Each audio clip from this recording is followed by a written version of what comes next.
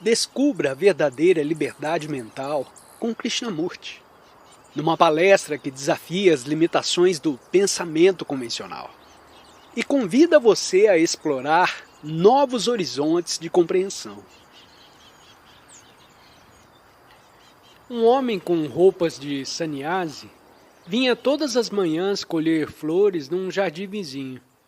As mãos e os olhos dele buscavam avidamente as flores e ele colhia todas as que encontrava a seu alcance. Evidentemente ia oferecê-las a alguma imagem morta, coisa feita de pedra. As flores eram seres belos e tenros que mal começavam a abrir-se ao sol matinal e o homem não as colhia delicadamente, porém arrancando-as, despojando brutalmente o jardim de tudo o que tinha. O seu Deus lhe exigia flores em abundância, abundância de coisas vivas para uma imagem morta de pedra. Numa outra ocasião, eu estive a observar uns meninos que colhiam flores. Não iam oferecê-las a nenhum deus. Tagarelavam e desconsideradamente iam tirando as flores e as jogando fora. Alguma vez você já se observou a fazer coisas semelhantes? Eu queria saber por que as faz. A caminho, quebra um ramo e o desfolha e joga fora. Nunca tomou percepção dessa ação de sua parte? As pessoas grandes também fazem isso. Têm seu modo peculiar de expressar sua brutalidade interior, seu horrível desrespeito aos seres vivos. Falam de inocência e, no entanto, tudo o que fazem é destrutivo. Compreendem-se que uma pessoa colha umas poucas flores para adornar os cabelos ou oferecê-las amorosamente a alguém. Mas por que tirar flores só para despedaçá-las?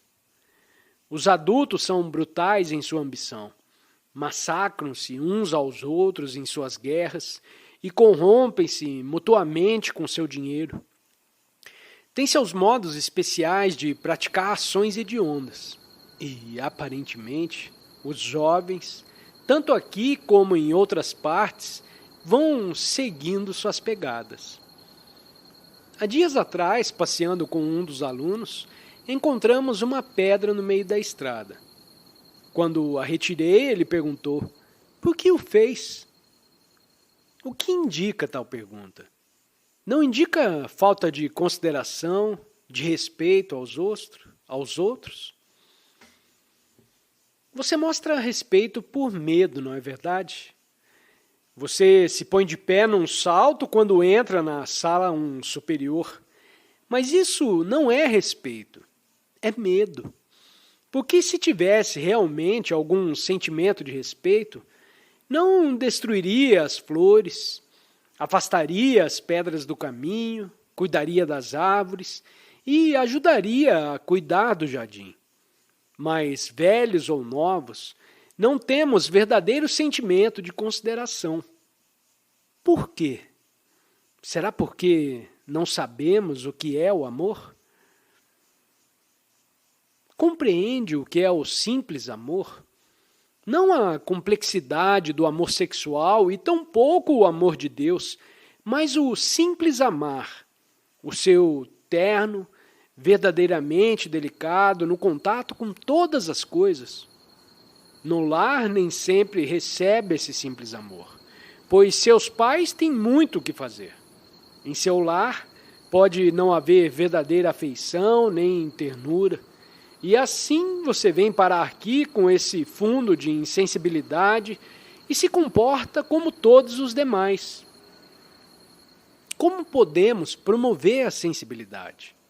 Por certo, não há necessidade de regulamentos com proibição de tirarem-se flores, porque se você é meramente refreado por meio de regulamentos, há medo.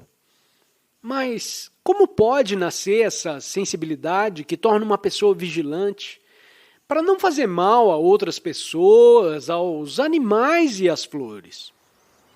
Você tem interesse nisso? Deveria ter. Se não tem interesse em ser sensível, tanto valeria estar morto, como a maioria das pessoas.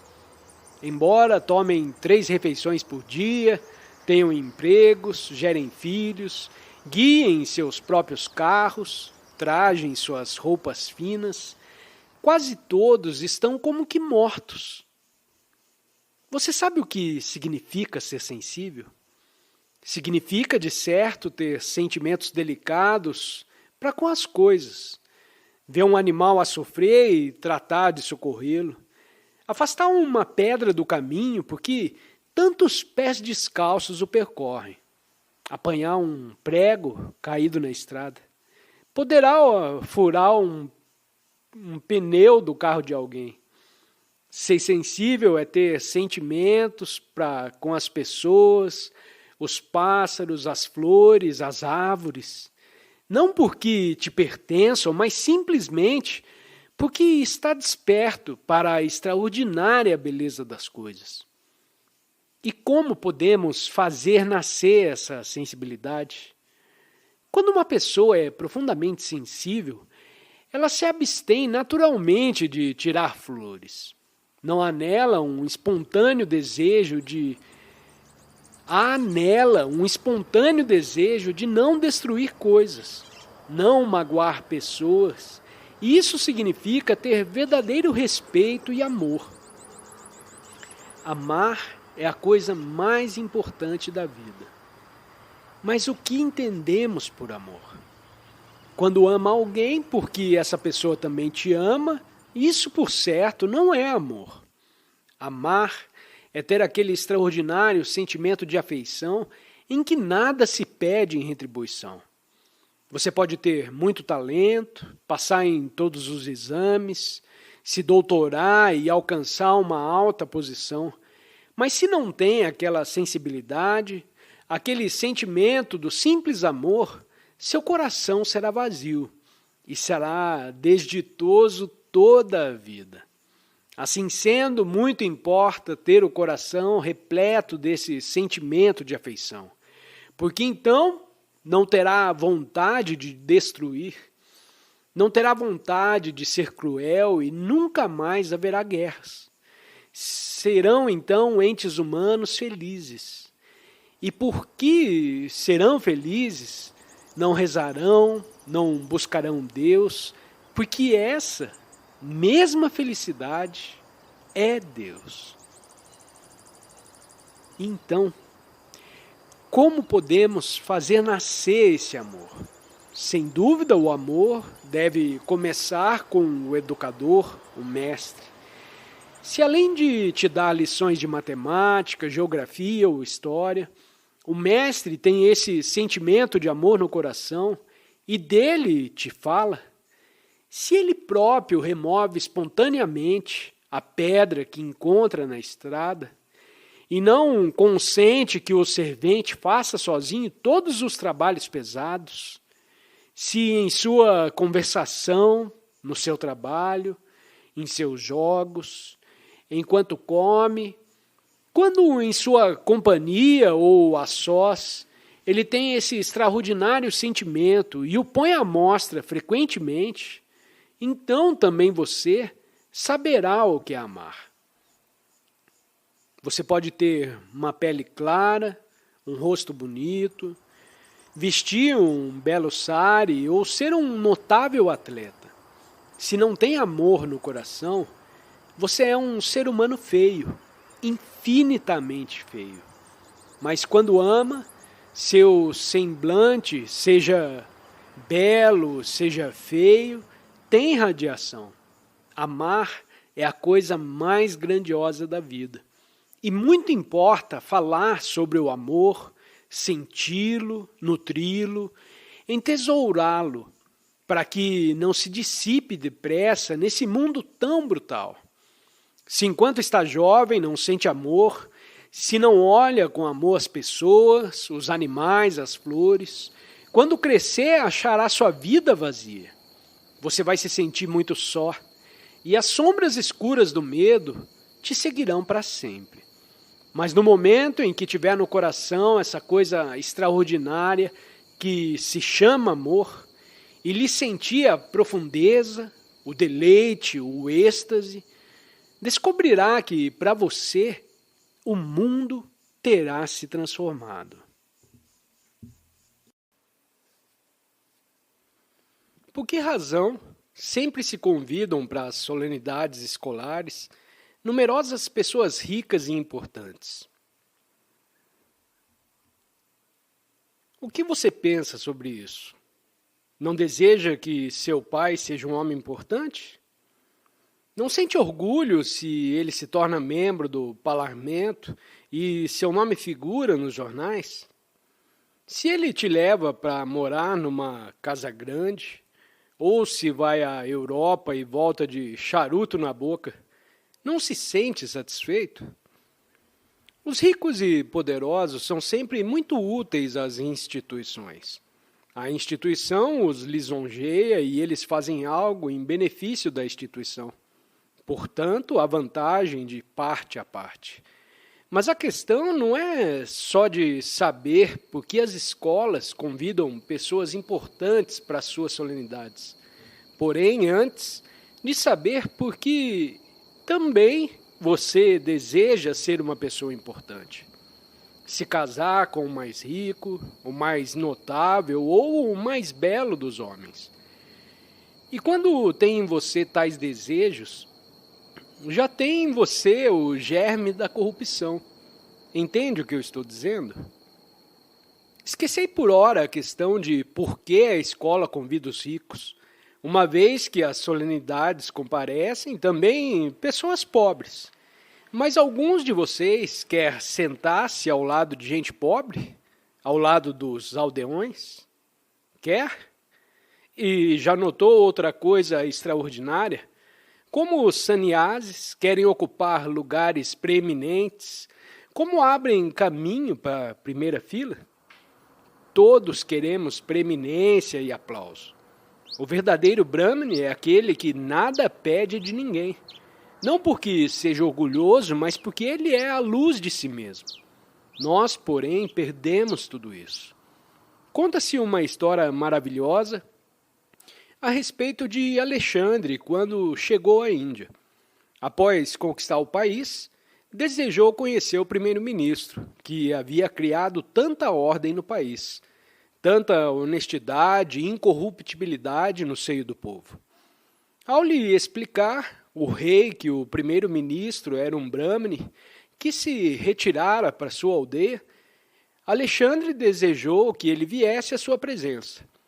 O rei mandou chamar o primeiro-ministro, porém esse se recusou a vir, pois não tinha vontade de se exibir a ninguém. Infelizmente, perdemos esse espírito. Por isso, estamos vazios, embotados, aflitos. Somos mendigos, psicologicamente, a buscar algo ou alguém que nos dê nutrição, que nos dê esperança, que nos dê amparo. E por essa razão é que tornamos feias as coisas que são normais. Está certo que um importante oficial do governo venha lançar a pedra fundamental de um edifício. Que mal há nisso? Mas o que corrompe é o espírito que aí se esconde. Nunca foi visitar os camponeses, foi? Nunca conversa com eles, sente com eles. Veja por você mesmo. O pouco que tem para comer, seu perene labutar, dia após dia, sem descanso. Mas por que acontece que eu lhes tenho apontado certas coisas, já está pronto a criticar outros? Não fique sentado a fazer críticas, pois isso é sem sentido, mas vá ver com seus próprios olhos as condições existentes nas aldeias. E faça lá alguma coisa. Plante uma árvore, converse com os aldeões, convide-os a vir para cá, brinque com os seus filhos. Verá então como surgirá uma sociedade diferente, porque haverá então amor sobre a terra. Uma sociedade sem amor é como terra sem rios, como um deserto.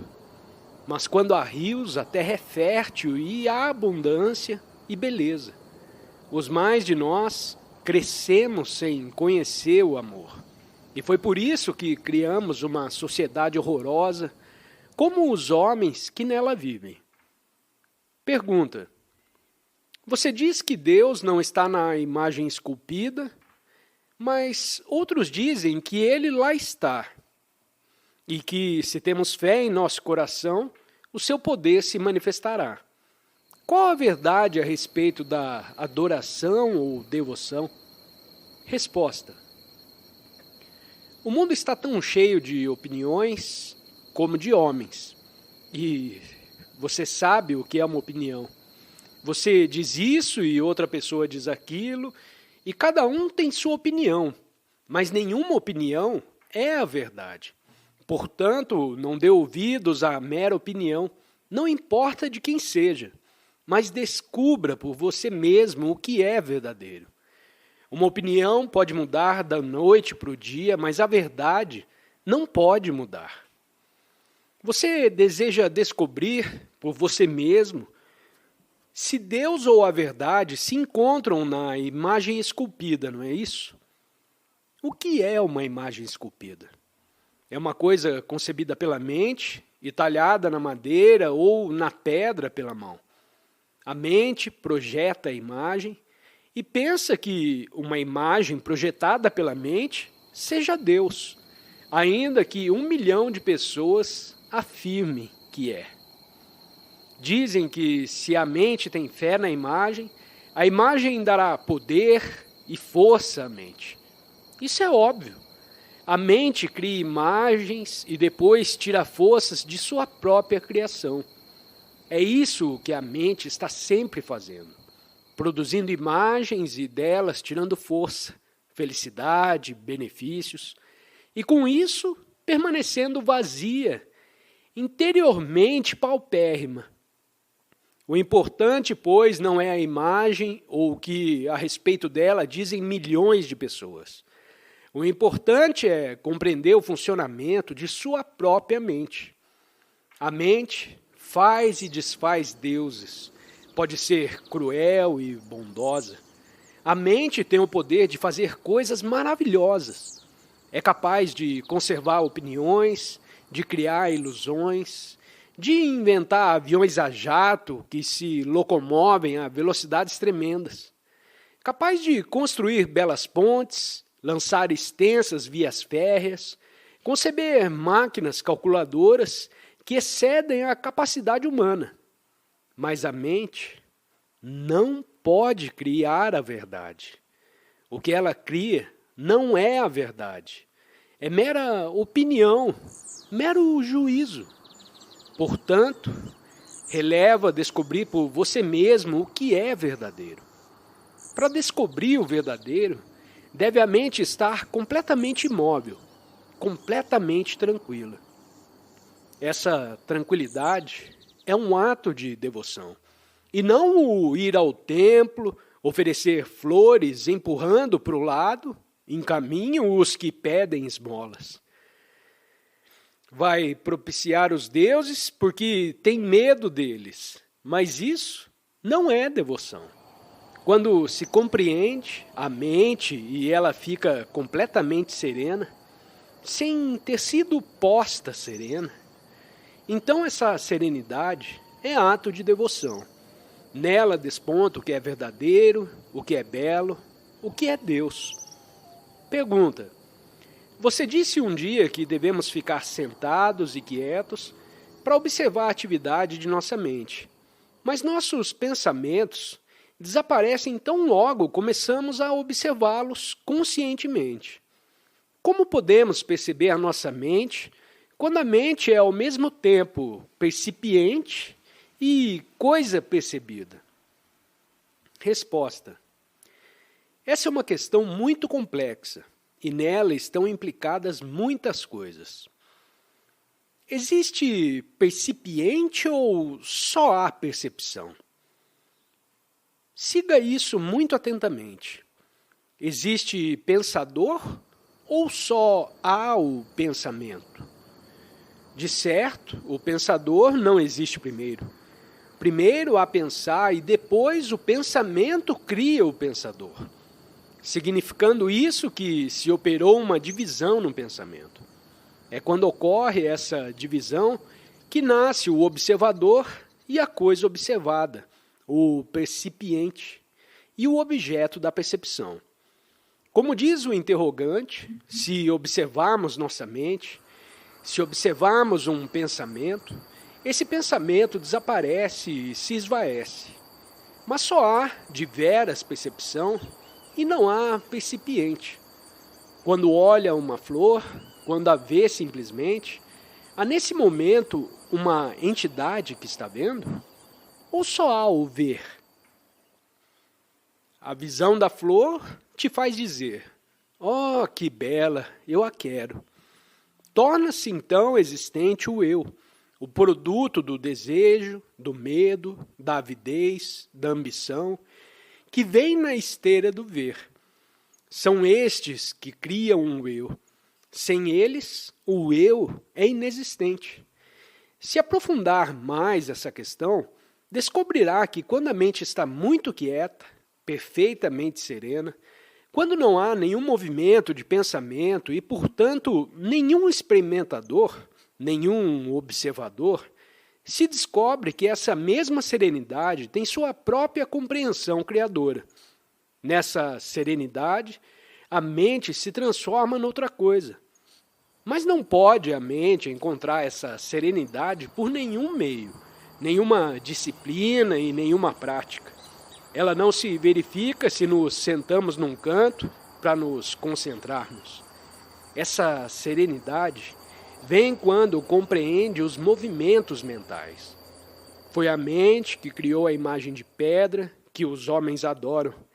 Foi a mente que criou o Gita, as religiões organizadas, as incontáveis crenças. E para descobrir o real, você deve ultrapassar as criações da mente.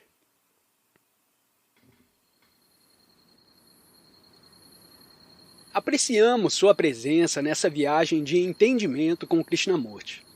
Se você está faminto por mais conhecimento, confira os 2 vídeos que estão destacados na sua tela. Desafie sua mente a absorver mais sabedoria. Compartilhe suas reflexões nos comentários, pois queremos construir uma comunidade de aprendizado. Se ainda não fez, inscreva-se para não perder futuras explorações. Até a próxima!